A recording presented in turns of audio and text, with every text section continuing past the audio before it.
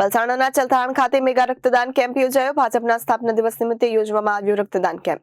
થેલેસીમિયાની બીમારીમાં દર્દીને વારંવાર રક્તની જરૂરિયાત ઊભી થતી હોવાથી યોજાયો કેમ્પ.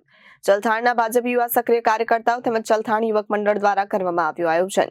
સુરતના પલસાણાના ચલથાણ ખાતે મેગા રક્તદાન કેમ્પ યોજાયો. ભાજપ સ્થાપના દિવસ નિમિત્તે યોજવામાં આવ્યો રક્તદાન કેમ્પ. થેલેસીમિયાની બીમારીમાં દર્દીને વારંવાર રક્તની જરૂરિયાત ઊભી થતી હોવાથી યોજાયો હતો કેમ્પ.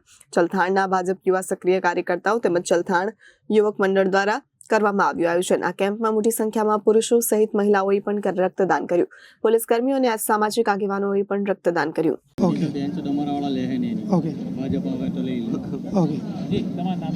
કૃણાલ રાઘવાણી. આજે 6/4/2025ના રોજ ભારતીય જનતા પાર્ટી સ્થાપના દિવસ નિમિત્તે ચલથાણ ગામમાં સૌ પ્રથમવાર ફ્રી HLA થેલેસેમિયા અને રક્તદાન શિબિરનું અમે આજે આયોજન કર્યું છે. આ શિબિરનું આયોજન કરવા પાછળ મુખ્ય હેતુ એ છે કે અમારા ચલથાણ ગામમાં 2 થેલેસેમિયા મેજર બાળકો છે. થેલેસેમિયા એક એવી ગંભીર બીમારી છે જે બીમારી કોઈ રોગચાળાથી ફેલાતી બીમારી નથી કે આ કોઈ એ બીમારી નથી. આ બીમારી વંશીય પરંપરાગત રીતે આવતી એક બીમારી છે જેમાં હસબન્ડ અને વાઈફ બંને માઇનોર હોય તો એ છોકરો થેલેસેમિયા મેજર થાય છે. તો એની પાછળ અમે મુખ્ય હેતુ અમે આજે રક્તદાન શિબિરનું આયોજન કર્યું છે.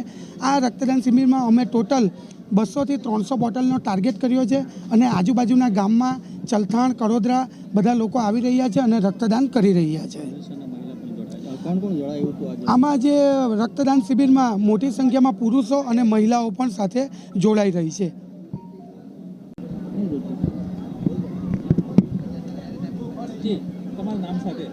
કેતનસિંહ ફતેહસિંહ રણા. આજરોજ અહીં ચલથાણ મુકામે ભારતીય જનતા પાર્ટીના સ્થાપના દિવસ નિમિત્તે થેલેસેમિયા નિદાન અને રક્તદાન કેમ્પનું આયોજન કર્યું છે. તે નિમિત્તે અહીં લોહી આપવા માટે પધાર્યો છું.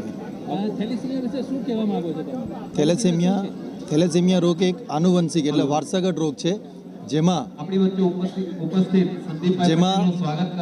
જે રક્તકણો નિર્માણ થવાની પ્રક્રિયા હોય એ પ્રક્રિયા એકદમ ધીમી હોય છે, જેને લઈને એને વારંવાર લોહીની કમી અનુભવતી હોય છે અને વારંવાર લોહીની જરૂરિયાત પડતી હોય છે. ઉપચાર માટે ફક્ત એક જ ઉપાય છે કે જ્યારે ગર્ભધારણ થાય મહિલાને ત્યારે જ એની તપાસ થવી જોઈએ અને એમાં પોઝિટિવ આવે તો એની એક પ્રક્રિયા દ્વારા જ જે ગર્ભ હોય એ બાળકોનું મતલબમાં ડિલિવરી થાય તો એ એક પ્રક્રિયા થ્રુ જે ડિલિવરી થાય વ્યવસ્થિત તે બાળકને આ ગંભીર બીમારીથી આપણે બચાવી શકીએ. જાગૃતિ લાવવા માટે બસ એક જ કે જ્યારે બી ગર્ભધારણ થાય ત્યારે થેલેસેમિયાનું ચોક્કસ નિદાન થવું જોઈએ અને બાળકનો જન્મ થાય પછી બી 10-12 વર્ષનો થાય ત્યાં સુધીમાં એનો થેલેસેમિયાનો રિપોર્ટ થઈ જ જવો જોઈએ. રિપોર્ટર કૃષ્ણા સોની, જનાદેશ ન્યૂઝ, કડોદરા.